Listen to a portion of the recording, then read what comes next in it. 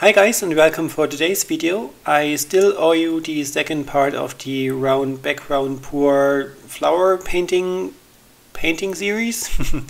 So this is it. I have used the ARTEZA metallic acrylics again, so just the metallic acrylics, which again was a struggle, but I opted for a bluish color palette.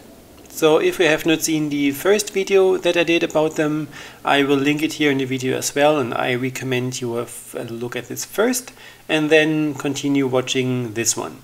So technique wise it is pretty much the same thing, it just switched the colors from a white pinkish one to a blue one, and the design itself is kind of similar. So it is a lily again and I really enjoyed painting it.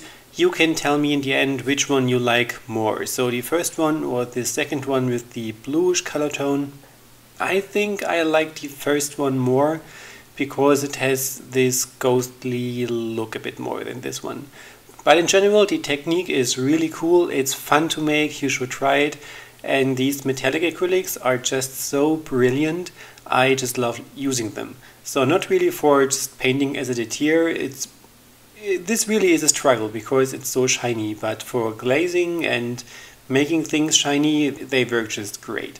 So if you're looking for some metallic paints, those are really a recommendation. They have a bunch of colors in there and each and every single one that I tried so far worked amazing. So for glazing and such, it's really cool, and also for the acrylic pouring, they do give a cool effect. So this was enough talking for this video. Let's play some music again, enjoy the process, and of course let me know in the comments which one you like more, the first one or this one here. Ask me some questions if you have any, and click the like button, subscribe to my channel if you have not done already, and have a look at all my other videos to see which one you will like the most.